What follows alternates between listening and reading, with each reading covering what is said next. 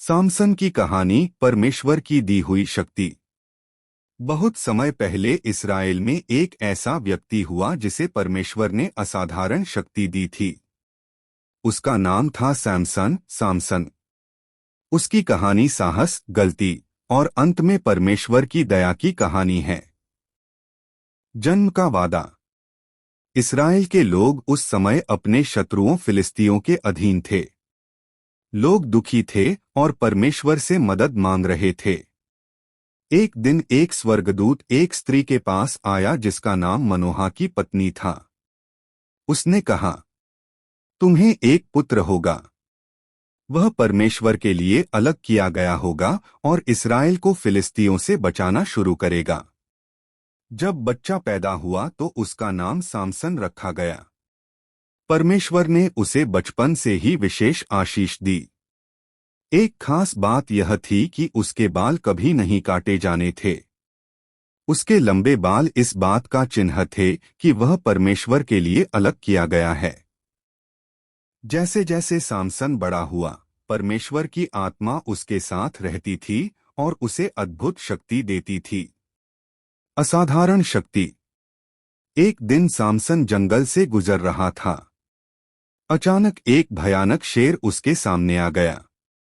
लेकिन सामसन को परमेश्वर से ऐसी शक्ति मिली थी कि उसने अपने खाली हाथों से ही उस शेर को मार डाला।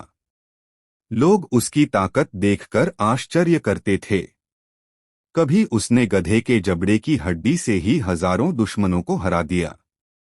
कभी उसने शहर के बड़े फाटक को ही उठाकर पहाड़ पर रख दिया। फिलिस्ती लोग उससे बहुत डरते थे क्योंकि वे जानते थे कि उसकी शक्ति सामान्य नहीं है। दुश्मनों की चाल। फिलिस्तियों के शासक सामसन को पकड़ना चाहते थे, लेकिन वे जानते थे कि सीधी लड़ाई में वे उसे नहीं हरा सकते। इसलिए उन्होंने एक योजना बनाई। सामसन एक स्त्री से प्रेम करने लगा जिसका नाम था दलीला। फिलिस्तियों के सरदार दलीला के पास गए और बोले, अगर तुम पता लगा लो कि सामसन की शक्ति का रहस्य क्या है तो हम तुम्हें बहुत धन देंगे। दलीला लालच में आ गई और उसने सामसन से बार बार पूछना शुरू किया। रहस्य का खुलना। दलीला रोज सामसन से पूछती, तुम इतने शक्तिशाली कैसे हो? तुम्हारी ताकत का रहस्य क्या है? पहले सामसन मजाक में अलग अलग बातें बताता रहा, लेकिन वे सब झूठ थीं। दलीला हर दिन उसे तंग करती रही। आखिरकार एक दिन सामसन थक गया और उसने सच्चाई बता दी। उसने कहा, मेरे सिर के बाल कभी नहीं काटे गए। यदि मेरे बाल काट दिए जाएं, तो मेरी शक्ति चली जाएगी। दलीला ने तुरंत फिलिस्तियों को बुला लिया। जब सामसन सो गया तो एक आदमी आया और उसके बाल काट दिए। शक्ति का खोना। जब सामसन जागा तो उसे लगा कि वह पहले की तरह ताकतवर है, लेकिन इस बार परमेश्वर की शक्ति उसके साथ नहीं थी। फिलिस्तियों ने उसे पकड़ लिया। उन्होंने उसकी आंखें निकाल दीं और उसे जेल में डाल दिया। अब वह चक्की पीसने का काम करता था। यह उसके जीवन का सबसे दुखद समय था। लेकिन धीरे धीरे उसके बाल फिर से बढ़ने लगे।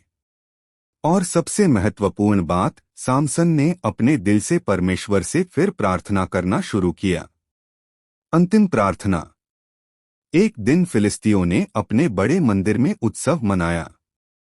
वे अपने झूठे देवता की प्रशंसा कर रहे थे और सामसन का मजाक उड़ा रहे थे।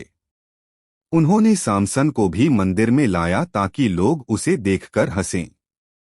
मंदिर दो बड़े खंभों पर खड़ा था। सामसन ने उस लड़के से कहा जो उसे पकड़कर लाया था, मुझे उन खंभों के पास खड़ा कर दो ताकि मैं उन पर टिक सकूं। फिर सामसन ने परमेश्वर से प्रार्थना की, हे प्रभु परमेश्वर, कृपया मुझे एक बार फिर शक्ति दे ताकि मैं अपने शत्रुओं पर न्याय ला सकूं। परमेश्वर ने उसकी प्रार्थना सुन ली। अंतिम विजय।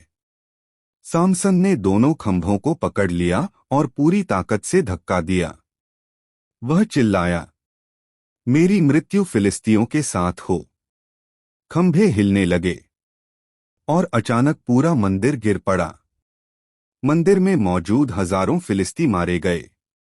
उस दिन सामसन ने अपनी आखिरी सांस ली, लेकिन उसने अपने लोगों के लिए बड़ी जीत हासिल की। इस कहानी से सीख। सामसन की कहानी हमें कई बातें सिखाती है। परमेश्वर हमें विशेष वरदान देता है, लेकिन यदि हम गलत रास्ता चुनते हैं तो हम नुकसान उठा सकते हैं। फिर भी जब हम सच्चे दिल से परमेश्वर के पास लौटते हैं तो वह हमें माफ करता है।